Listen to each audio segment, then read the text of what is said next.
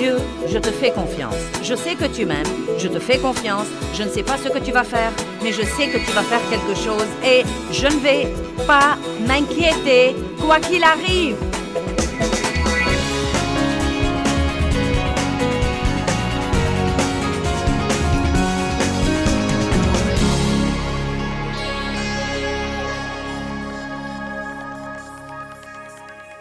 Père, nous te rendons grâce pour la parole aujourd'hui et je prie que les vies des gens changent. Je ne veux que personne vienne à cette conférence et qu'il ait l'impression d'avoir perdu son temps. Je veux que le message soit bien compris et qu'il porte du fruit qui dure longtemps. Merci Seigneur pour avoir aidé. Au nom de Jésus, Amen. Jésus a dit, « Venez à moi, vous tous qui êtes fatigués et chargés et accablés. » Et ça s'applique à tout le monde dans notre société aujourd'hui. Et moi, je vous donnerai du repos. Or, le repos dont il parle n'est pas un repos du travail, mais c'est un repos intérieur. Un repos pour votre pensée, pour votre volonté et pour vos émotions pendant que vous faites tout ce que vous devez faire dans la vie. Puis il continue. Prenez mon joug sur vous et apprenez de moi. Et nous avons parlé de ça hier soir. Prendre le joug de Christ veut dire que, quelle que soit la chose que vous devez faire dans la vie, vous devez demander à Dieu de vous aider. Vous devez prier et demander sa force. Et à ce moment-là, vous et lui pouvez affronter toutes les éventualités. Sans lui, nous ne pouvons rien faire, mais avec lui, nous pouvons tout faire. Cela veut dire aussi que bien que des choses désagréables puissent survenir dans notre vie, des personnes désagréables, des défis, des choses que nous aurions certainement voulu ne pas avoir à affronter, nous croyons que Dieu ne nous tente pas par le mal ou par des choses mauvaises, mais qu'il utilise ces choses pour notre maturité spirituelle. Nous avons dit que Dieu mettra parfois dans une relation, disons dans un mariage, il mettra une personne ordonnée avec une personne désordonnée. Il mettra une personne très rapide avec une personne lente. Il mettra une personne qui parle beaucoup avec une personne qui parle peu et qui aurait voulu que l'autre ne parle pas beaucoup non plus. Et vous savez, Dieu ne nous fait pas de mauvaises farces quand il nous met avec ces personnes qui nous exaspèrent et nous mettent en colère. Il nous donne plutôt une occasion d'acquérir la nature de Christ. Vous ne pouvez rien acquérir sans avoir quelque chose qui vous pousse à l'exercer. Je pouvais développer mes muscles, mais je ne les ai pas développés avant de commencer à m'exercer. Nous avons la capacité de marcher dans le fruit de l'esprit.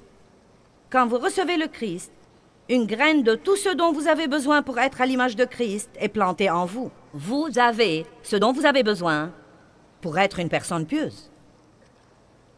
Mais ces choses ne se développeront jamais en vous si vous n'avez pas une raison qui vous pousse à les exercer et les exercer et les exercer et les exercer. J'ai une graine de patience en moi.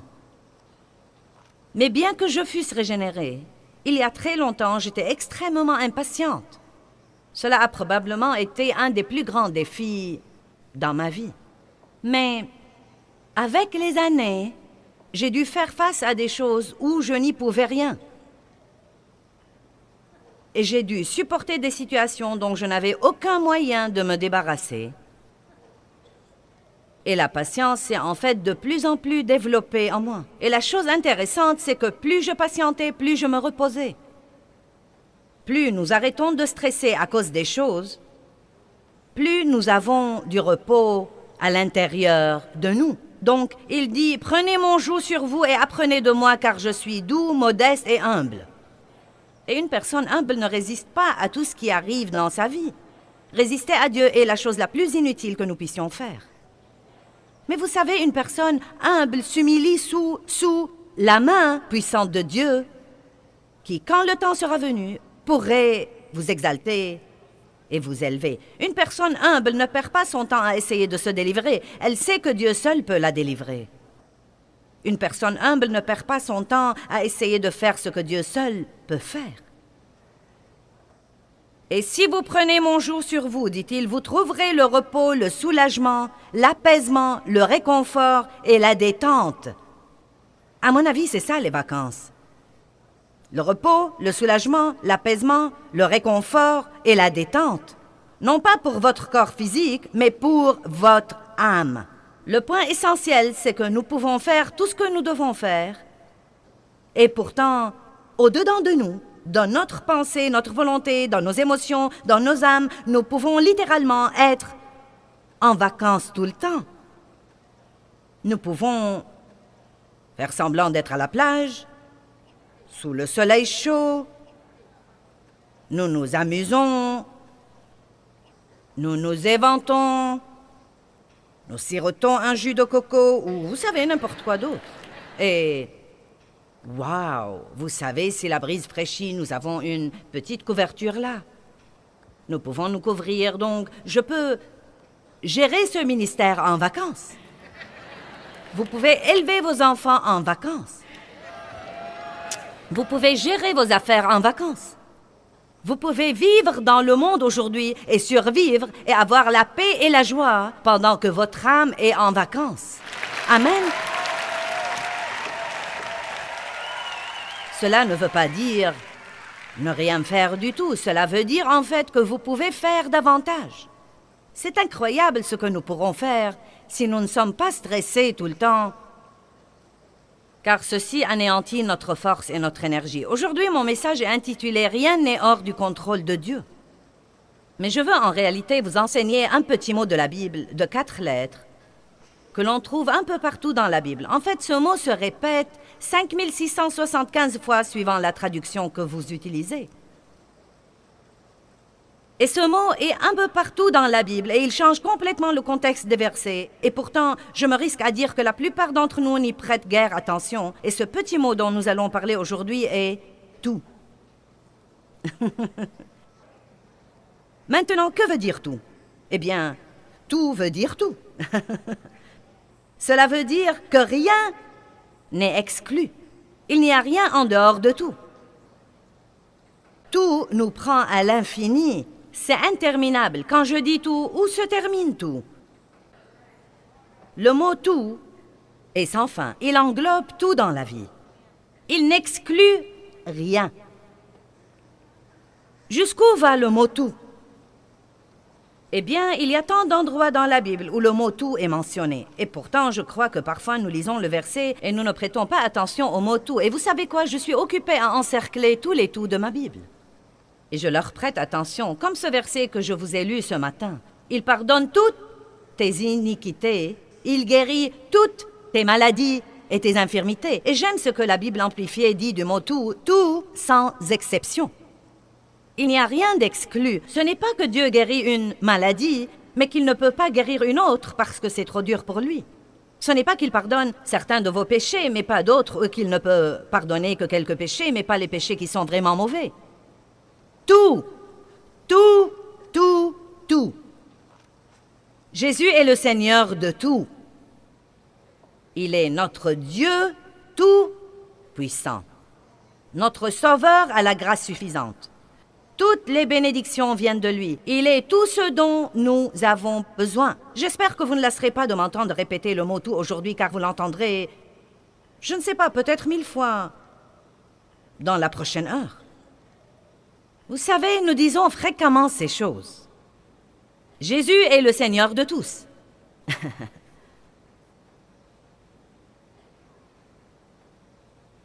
Il a tout pouvoir.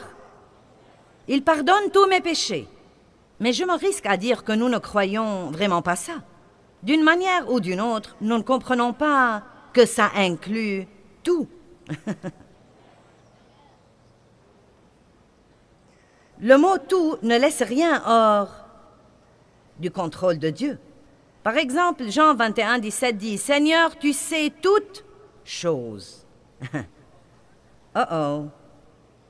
Cela veut dire qu'il sait la mauvaise attitude que vous avez adoptée ce matin avant de venir ici. Cela veut dire qu'il sait comment vous avez agi hier soir en essayant de sortir du parking.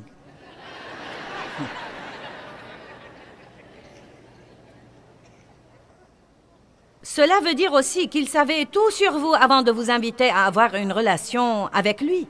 Dieu n'est jamais surpris. Il ne dit jamais « Ah, je ne m'attendais pas à ça ». Vous savez, quand nous avons des problèmes, nous nous disons « Oh, mince alors, je ne m'attendais pas à ça ». Mais Dieu sait tout depuis le début et il a déjà un plan. Dieu a résolu tous nos problèmes avant même que nous ne les ayons. Et si nous pouvons comprendre à quel point il est tout-puissant et omnipotent et universel, nous pourrons vivre la vie pendant que notre âme est en vacances. Car bien que nous ne sachions pas ce que nous devrions faire, nous connaissons celui qui sait tout. Dieu sait, quand vous avez un problème et que quelqu'un vous dise « Que vas-tu faire ?» vous pouvez dire tranquillement « Je ne sais pas, mais ça n'a pas d'importance parce que je connais celui qui sait. » Si vous saviez pour combien d'années de ma vie j'étais malheureuse en essayant de comprendre des choses que Dieu seul savait et n'allait pas me révéler. Pourquoi Dieu, pourquoi? Quand Dieu, quand? Pourquoi Dieu, pourquoi? Quand Dieu, quand?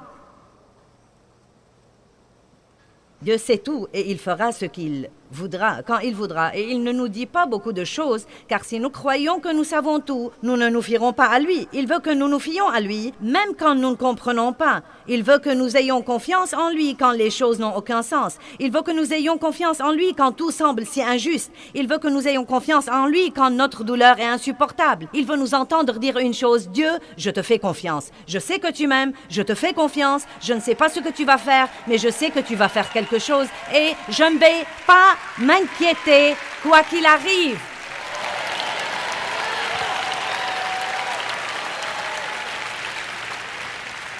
Je crois que je m'exposerai au soleil aujourd'hui et je parle ici du Fils de Dieu. Je vais rester dans la présence de Dieu et laisser le soleil de la justice se lever sur moi. Je veux exaspérer le diable et rester heureuse pendant qu'il fait de son mieux. Amen. Laissez-moi vous poser une question. Votre façon de vous y prendre avec vos problèmes les résout?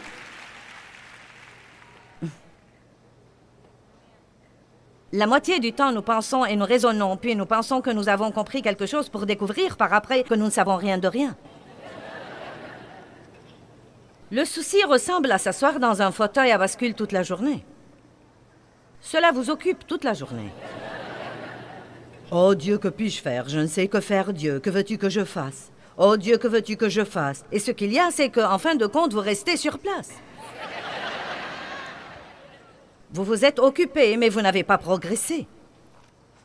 La seule chose qui pourrait nous empêcher de nous inquiéter, c'est de nous inquiéter assez longtemps jusqu'à ce que nous ayons finalement la révélation. Ça ne sert à rien. Quand j'enseigne les gens, je n'aime pas dire « ne faites pas ceci et cela ». J'aime essayer de vous enseigner comment. Vous savez, un moyen dont vous pouvez appliquer ces messages. J'ai pensé à cette histoire de s'inquiéter et Dieu, que puis-je dire aux gens pour qu'ils ne s'inquiètent plus? Et je crois que la plupart du temps, vous devez vous inquiéter assez longtemps jusqu'à ce que vous en ayez assez et que vous vous rendiez finalement compte, ça ne s'avance en rien ni avance les autres et je ne vais plus le faire.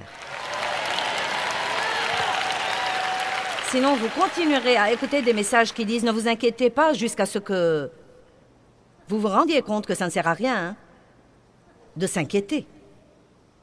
Allons à Matthieu 28, 18.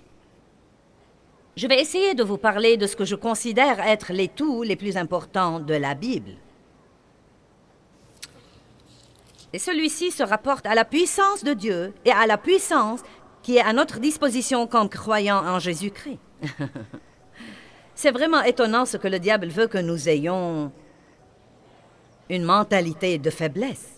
Je ne peux pas faire ça, je ne peux pas le faire. C'est trop pour moi. Oh non, je ne suis pas prêt pour ça. Oh, je ne peux pas le faire. Oh non, je ne sais pas comment faire ça. Mais nous sommes équipés de la même puissance qui a ressuscité le Christ d'entre les morts. Le saviez-vous?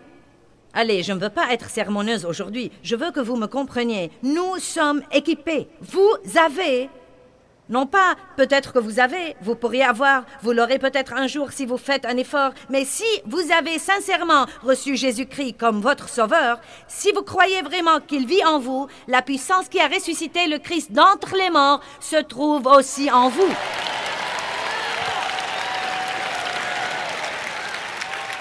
Oubliez donc les « je ne peux pas » et les « mais ». Eh bien, vous savez, eh bien, mais. Eh bien, mais je sais, mais. Eh bien, vous savez, je sais, mais. Eh bien, je ne peux pas, je ne peux pas, je ne peux pas. J'ai entendu une fille dire cette semaine, les miracles viennent avec les « je peux ». Je puis toutes choses par le Christ, qui me fortifie. Matthieu 28. Et Jésus, s'approchant, leur parla, disant, « Tout pouvoir, toute autorité, dans le ciel et sur la terre, m'ont été donnés. Allez donc et faites des disciples de toutes les nations, les baptisant au nom du Père et du Fils et du Saint-Esprit, leur enseignant à garder toutes les choses que je vous ai commandées. Et voici, je suis avec vous tous les jours, jusqu'à la fin du monde. » Dieu, je ne sens vraiment pas ta présence. J'ai prié ce matin et je n'ai pas senti que Dieu était quelque part, même pas dans le quartier. Eh bien, ne vous inquiétez pas de ce que vous ressentez. Arrêtez de laisser vos sentiments voter. Jésus est avec vous tout le temps. Il a dit, voici, je ne vous laisserai point et je ne vous abandonnerai point. Jésus a dit, je serai avec vous tous les jours de votre vie. Allez, ne spiritualisez pas trop ce verset. Quelle est la chose que vous sentez que Dieu vous demande de faire dans la vie?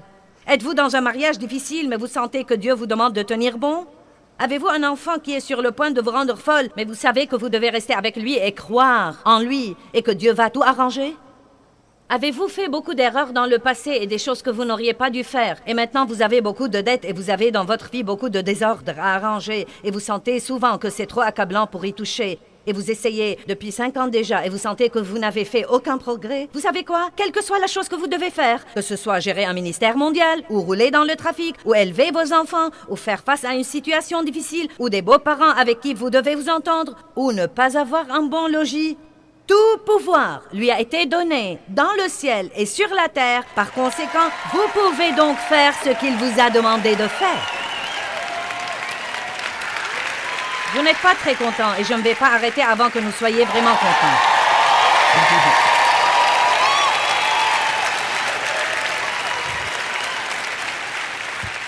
Les gens me demandent tout le temps, qu'est-ce que ça te fait d'avoir à faire tous ces voyages et à t'éloigner tout ce temps de la maison? Je ne me pose jamais la question.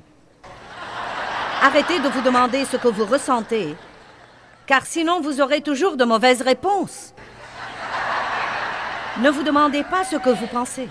Faites simplement ce que vous savez dans votre esprit que Dieu veut que vous fassiez. Si Dieu vous a dit de rester dans une situation difficile et ne pas abandonner parce qu'il veut vous utiliser, ne restez pas là à ne rien faire et à vous demander ce que vous ressentez et à parler à tout le monde de ce que vous ressentez et à parler à tout le monde de ce que vous ressentez et à parler à tout le monde de ce que vous ressentez et à parler à tout le monde de ce que vous ressentez et à parler à tout le monde de ce que vous ressentez. Quand les gens vous demandent « Qu'est-ce que ça te fait ?» dites « Je ne sais pas, je ne me demande jamais. Je fais simplement ce que je crois que Dieu m'a mis dans le cœur. Je fais simplement ce qu'il me dit de faire. »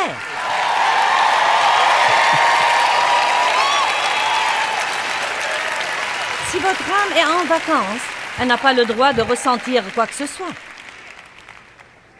Elle est trop exposée au soleil pour ressentir quoi que ce soit. Elle dit « Ne me dérangez pas, je suis en vacances. » Je ne sais pas ce que je ressens, mes sentiments sont en vacances. Ma pensée est au repos. Je ne résiste plus à Dieu, je ne me dispute plus avec lui. C'est le joug que je dois prendre. Tout pouvoir lui a été donné et il est en moi. Et je peux faire tout ce que je dois faire par Christ qui me fortifie. Que tout le monde dise tout. Bien, allez à Éphésiens 1, 19. Chaque fois que vous êtes tenté de dire « Eh bien, je ne crois pas que je peux faire ça », rappelez-vous tout le pouvoir dans le ciel et sur la terre, toute la puissance, la même puissance qui a ressuscité Christ d'entre les morts, et si elle demeure en moi, elle ressuscitera mon corps mortel qui a 65 ans. Allez, vous n'avez pas d'excuse pour ne rien faire. J'aurais voulu faire quelque chose pour Dieu, mais j'ai des enfants à élever. Ce qu'il y a, c'est que vous devez faire quelque chose. Vous devez faire quelque chose qui porte vraiment du bon fruit dans la vie de quelqu'un d'autre. Vous devez toujours aider les autres. Verset 19. Paul a prié pour l'Église, j'aime ça. Il dit, pour que vous sachiez et compreniez. Nous avons beaucoup de dons, mais nous ne savons pas que nous les avons. Si vous ne savez pas que vous les avez, vous ne pouvez pas les utiliser. Pour que vous sachiez et compreniez quelle est la grandeur infinie, illimitée, exceptionnelle de sa puissance en nous et pour nous qui croyons. Maintenant, si vous ne croyez pas que cette puissance est à votre disposition, elle ne sera pas libérée en vous. Je vais répéter, si vous ne croyez pas que cette puissance est à votre disposition, elle ne sera pas libérée en vous. Tout ce que Dieu veut nous donner est libéré dans notre vie. Il a déjà été acheté et payé par le sang de Christ, mais il est libéré dans notre vie par la foi. Nous devons vraiment croire ce que dit la parole de Dieu. Et là encore, vous devez croire ce que dit Dieu plus que ce que disent vos sentiments, ce que dit votre pensée, ce que dit votre expérience et ce que disent vos amis. Verset 20. Qu'il a déployé en Christ, en le ressuscitant des morts et en le faisant asseoir à sa droite dans les lieux célestes, au-dessus de toute domination, de toute autorité, de toute puissance, de toute dignité et de tout nom qui se peut nommer, au-dessus de tout titre qui peut être conféré non seulement dans le siècle présent et le monde présent, mais encore dans le siècle et le monde à venir. Il a mis toutes choses sous ses pieds. Vous dites, eh bien, oui, mais c'est le Christ, c'est sous ses pieds. Eh bien, nous sommes son corps. Il est la tête et nous sommes son corps. Donc, si toutes choses sont sous ses pieds, elles sont sous nos pieds. Il a tout mis sous ses pieds et il l'a donné pour chef universel et suprême à l'Église, une direction exercée dans toute l'Église, qui est son corps, la plénitude de celui, maintenant comprenez, qui remplit tout en tous, car dans ce corps vit la plénitude de celui qui accomplit tout et qui remplit tout de lui-même. Je ne sais pas ce que vous en pensez, mais je sais dans mon fort intérieur que Dieu est ici aujourd'hui. Et il n'y a nulle part où j'irai aujourd'hui où il ne sera pas là déjà. Et il n'y a nulle part où j'ai été où il n'a pas déjà été. Et il n'y a rien que je puisse faire ou penser ou dire qu'il ne sait pas déjà. Il n'est jamais surpris. Il sait tout. Il peut tout faire. Il est avec moi tout le temps. Il a tout le pouvoir, toute la connaissance. Et nous voilà.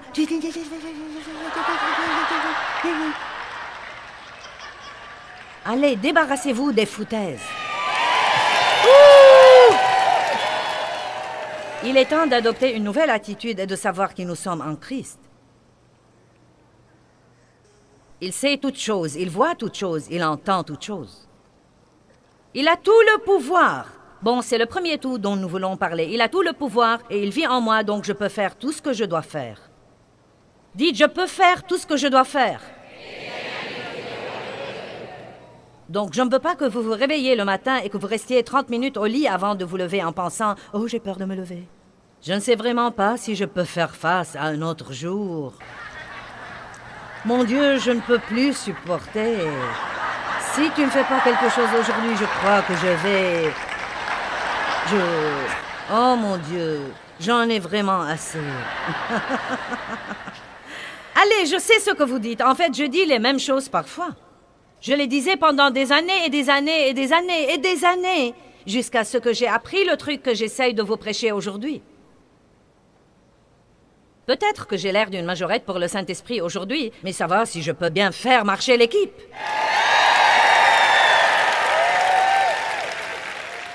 Maintenant, combien de nos péchés nous a-t-il pardonnés? J'aime ça. Ésaïe 38, 17 dit... Écoutez bien, tu as jeté tous mes péchés derrière ton dos. Maintenant, j'aime ça parce qu'il ne dit pas qu'il les a mis de côté au cas où il aimerait les vérifier. Il n'a pas pris mes péchés pour les mettre dans cette boîte au cas où il aurait besoin de quelque chose pour me donner un coup sur la tête plus tard. Pourquoi est-ce que la Bible dit qu'il les a jetés? Il les a jetés. Il les a jetés derrière son dos. Parce que Dieu ne s'arrête jamais et ne revient pas en arrière pour regarder quelque chose du passé, oubliant ce qui est en arrière et se portant vers ce qui est en avant. Il n'a pas couvert nos péchés, il les a ôtés. Et à quel point les a-t-il éloignés? Autant l'Orient est éloigné de l'Occident. Et quoi? Il ne s'en souvient plus. Il ne s'en souvient plus.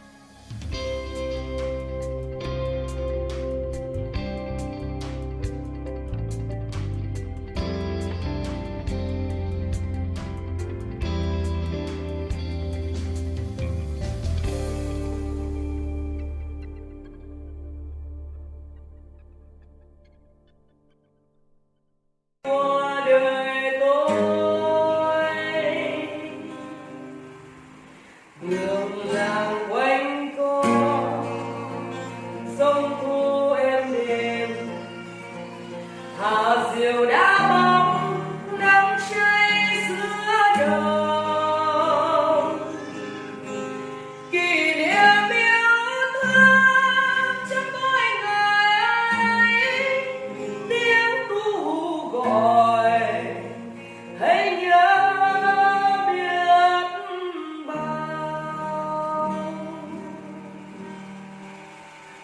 tôi xa quê